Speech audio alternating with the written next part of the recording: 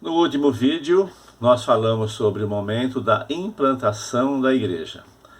No dia, na última vez que Jesus apareceu aos discípulos, ele pediu para que os discípulos ficassem em Jerusalém até que viesse um poder do alto sobre eles.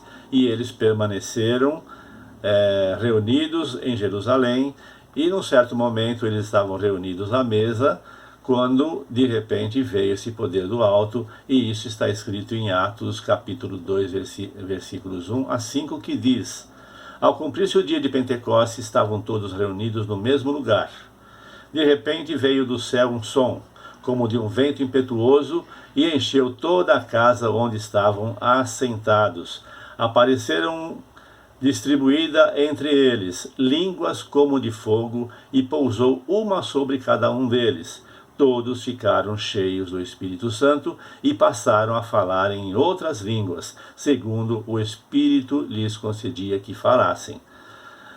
Após esse momento, eles saíram então para pregar o Evangelho, e na primeira pregação de Pedro, quase 3.000 foram convertidos ao Evangelho e se batizaram. Nesse momento, Jesus implanta a sua igreja através do Espírito Santo. Jesus preparou apóstolos e discípulos para levar o Evangelho do reino a todos os povos, e o Espírito Santo derramou seu poder sobre eles para enfrentarem com coragem as perseguições de toda a ordem que viria. Será que Jesus deu por concluída a missão que o Pai lhe deu, de preparar sua igreja para levar ao mundo as boas novas da salvação após subir ao céu e enviar o Espírito Santo? Não. Jesus não terminou por aí. Ele deu a possibilidade de todo aquele que nele crer não pereça, mas tenha a vida eterna. Todo aquele que confessar Jesus como Senhor e Salvador, Jesus implanta nele, vamos dizer assim, ou assopra sobre ele o Espírito Santo. Mas nesse momento Jesus não dá por encerrada a igreja. Houve ali uma implantação, mas nós sabemos que sempre é necessário uma consolidação. Mesmo após a sua ascensão ao céu, de ter enviado o Espírito Santo, Jesus apareceu ao apóstolo Paulo, como ele mesmo relata em 1 Coríntios, capítulo 15, versículos 8 e 9, que diz assim: e afinal, depois de todos foi visto também por mim, como por um nascido fora do tempo, porque eu sou o menor dos apóstolos, que mesmo não sou digno de ser chamado apóstolo, pois persegui a igreja de Deus. O apóstolo Paulo, ele aqui mostra a sua humildade, dizendo que é o menor dos apóstolos. Porém,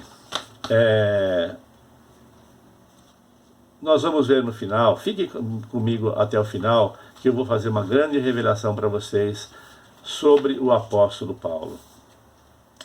Essa aparição está relatada no livro de Atos, capítulo 9, versículo 1 a 9.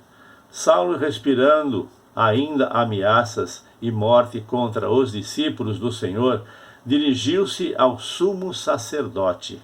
Por que Paulo se dirigiu ao sumo sacerdote? Porque ele era um membro do Sinédrio. Ele era um senador, uma pessoa importante. Então Paulo se dirige ao sumo sacerdote e lhe pediu cartas para as sinagogas de Damasco, a fim de que, caso achasse alguns que eram do caminho, assim homens como mulheres, e levasse presos para Jerusalém. Então Paulo pedia a carta e ele saía com os soldados para ir à sinagoga. Se encontrasse alguém que era do caminho, o do caminho são aqueles que eram os discípulos de Jesus, então ele pegava essas pessoas para levar presa. Agora vem um detalhe no momento que Paulo vai ver Jesus. E caindo por terra, ouve uma voz que lhe dizia: Saulo, Saulo, por que me persegues?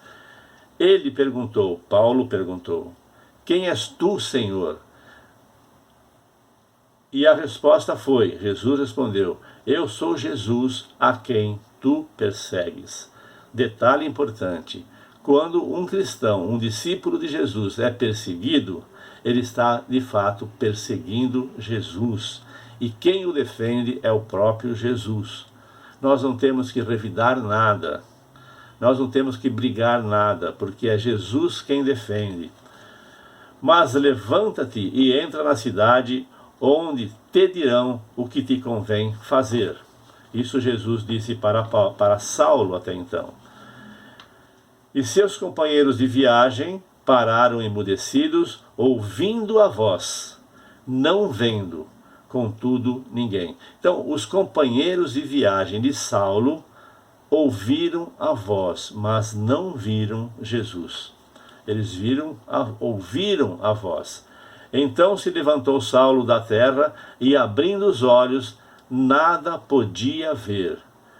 E, guiando-o pela mão, levaram-no para Damasco. Esteve 3 dias sem ver, durante os quais nada comeu nem bebeu. O nosso entendimento é que nosso Deus é um Deus de processo.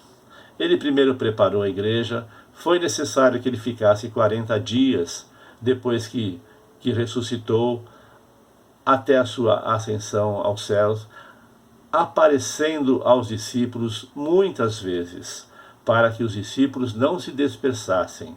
E depois ele envia o Espírito Santo para que os discípulos tenham força e poder para pregar o Evangelho destemidamente. Mesmo assim, após um tempo, é necessário uma consolidação da igreja, e ele escolhe quem? Um senador, uma pessoa importante, que era o Paulo. Agora, Jesus apareceu para Paulo um improvável diante do nosso entendimento, porque Paulo era um assassino. Todos sabiam que Paulo era um assassino. Ele pegava cartas na sinagoga para ir perseguir os cristãos, e apedrejava, e prendia, e matava os cristãos, muitas vezes apedrejados. Esse é o homem que, de acordo com o nosso entendimento, não poderia ser escolhido por Deus. Não poderia ser escolhido por Jesus. Mas Jesus escolhe quem ele quer. É da vontade dele, é ele que escolhe. Muitas vezes a gente ouve que determinada pessoa é um escolhido de Deus.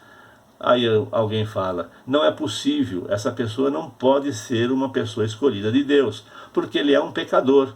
Todos nós somos pecadores. Somente Jesus não pecou. Nunca, jamais, nem aqui na terra e nem no céu, obviamente. Mas Jesus escolheu Paulo, a pessoa improvável, aquela que perseguia os cristãos e matava os cristãos. Ele perseguia, prendia, apedrejava e matava os cristãos em nome de Deus. Em nome de Deus é o que ele fazia. E Deus escolhe esse homem para ser o apóstolo muito importante para a igreja de Jesus. Paulo escreveu 13 cartas. É o maior escritor do Novo Testamento. Paulo era um homem culto. Então, mais uma vez, a gente vê que Jesus escolhe, como num certo vídeo, vocês podem procurar lá no Pastor Tomás Benites, canal Meditar. O nome do canal é esse, Pastor Tomás Benites, canal Ditar. Procure lá, tem um vídeo onde eu falo sobre José de Arimateia, que era um outro homem culto também, seguidor, discípulo de Jesus, e foi muito importante para o plano de Jesus, o plano da salvação. Paulo era poliglota, falava várias línguas. É importante essas pessoas no nosso meio, no meio da igreja, pessoas cultas. Ele falava aramaico, hebraico. Aramaico existe uma porção, tem uma porção do Velho Testamento escrita em aramaico. Ele falava em hebraico, a maioria, 99%, vamos dizer assim, estou chutando um número, do Velho Testamento, que é a Bíblia dos judeus, é escrito em hebraico, uma porção em aramaico. Paulo falava os dois idiomas. Falava também grego e falava a sua língua de origem, porque Paulo era romano. Paulo era cidadão romano de nascimento e também era um judeu, porque era de linhagem de Abraão. E falava então também o latim. Então, pelo menos 4 línguas que eu sei que ele falava são essas. De repente tem outras que eu não sei, tá bom? Se você gostou desse vídeo, dá um like, compartilha, ajuda o canal.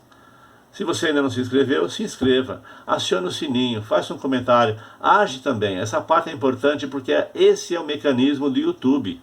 Se você fizer isso que eu estou te pedindo, com certeza você vai estar ajudando muito o nosso canal, porque a intenção é uma só, é pregar o Evangelho, e nós queremos que esses vídeos vão para fora da nossa bolha, para mais pessoas que ainda não conhecem o Evangelho, e para que isso aconteça, eu preciso da sua ajuda. Compartilha, dá um like, aciona o sininho, se inscreve no canal primeiro, depois você aciona o sininho.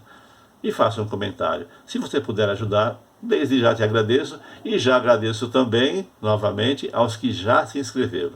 Gente, fiquem com Deus. Até o próximo vídeo. O Senhor é contigo.